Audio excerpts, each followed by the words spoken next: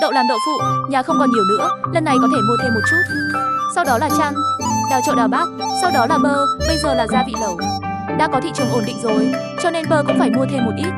Cho đến khi đến chợ, Tông không mua chăn đậu và bơ, mà là vào xe ngựa không nói hai lời, mua một chiếc xe ngựa. Chúng ta mua xe ngựa làm gì? Kéo hàng. Kéo hàng gì? Chúng tôi không phải. Bạn muốn đi mua hàng không? Lát nữa mua nhiều đồ như vậy, không thể ba chúng ta mang về đi, nhưng có thể tìm người đưa cho chúng tôi. Để mua một cái gì đó, chỉ cần mua một chiếc xe ngựa thôi. Lần này chỉ là đi ra mua sắm, và sau này nữa. Và anh đã quên chúng tôi và mua rất nhiều đất bên ngoài thành phố. Sau này, chúng ta còn phải ra khỏi thành phố 20 mấy dặm đường, không có xe ngựa thì bất tiện quá. Anh trai, em gái tôi đã lấy lại được rồi. Một lát nữa, tôi vẫn chưa lên được. Vương đại ca, tôi không đến đây vì tiền. Anh Hạ, mời vào, đây là em trai phải không? Làm ơn. Tôi quay lại đây là muốn mời anh Vương giúp tôi đánh thêm một chút đồ nội thất. Tôm anh ơi, anh muốn đánh đồ nội thất gì? Tất cả đều ở trên người anh trai. Nếu anh Tôm tự chuẩn bị gỗ. Tôi không muốn tiền lương, tôi muốn làm 3 cái giường, 3 cái bàn dài, một cái bàn một cái. Bàn tròn lớn, một bàn vuông, 12 cái ghế, 4 băng ghế dự bị, thêm một kệ sách lớn nữa. Chọn gỗ, dùng cái tốt nhất vào cửa nhà tôi. Cũng phải làm lại một cái mới. Thằng nhóc đó đánh những thứ này quá nhiều, coi như tôi làm việc. Tiền một xu, đừng chỉ là gỗ. Giá đó có thể là 10, 2 cái nhiều tiền không thành vấn đề. Điều quan trọng nhất là cánh cửa.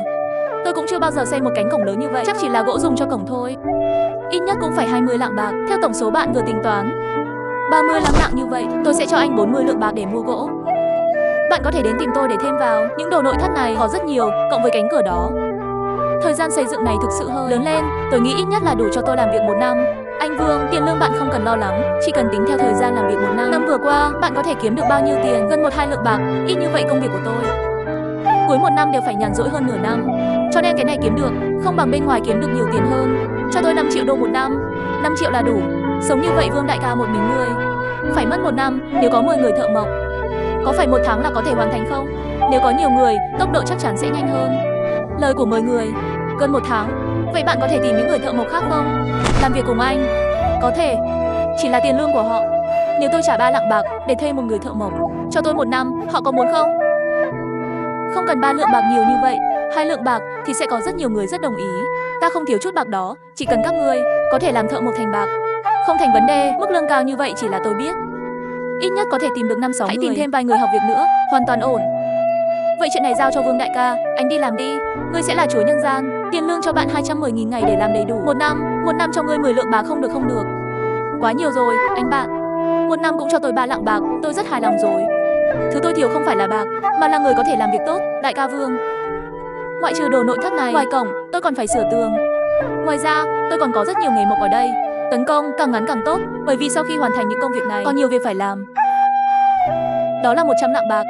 Cứ như vậy cho hắn, ngươi không sợ hắn đem theo bạc chạy phải không? Cái gọi là mới cảm động lòng người, 100 lượng bạc. Đây không phải là số thập phân đối với người bình thường. Bạn chỉ tình cờ giao cho người khác như vậy thôi, thật là vội vàng. So với những gì tôi phải làm, 100 lạng chỉ là 9 sợi lông bò. Tôi không biết, hắn có đáng tin không? 100 lượng bạc này chỉ coi như khảo nghiệm lòng người mà phản. Hãy đến và nói nếu anh ấy có chịu được thử thách thì tương lai tôi mới dám giao phó cho anh ấy điều lớn hơn và quan trọng hơn. Cứ như vậy họ lại bắt đầu mua, cho đến khi về nhà vào buổi tối, trên xe ngựa đã đầy đủ rồi, ngoại trừ chăn bông, đậu bơ. Ngoài đồ dùng hàng ngày, tôi đã mua rất nhiều gì rất đắt tiền và bút mực.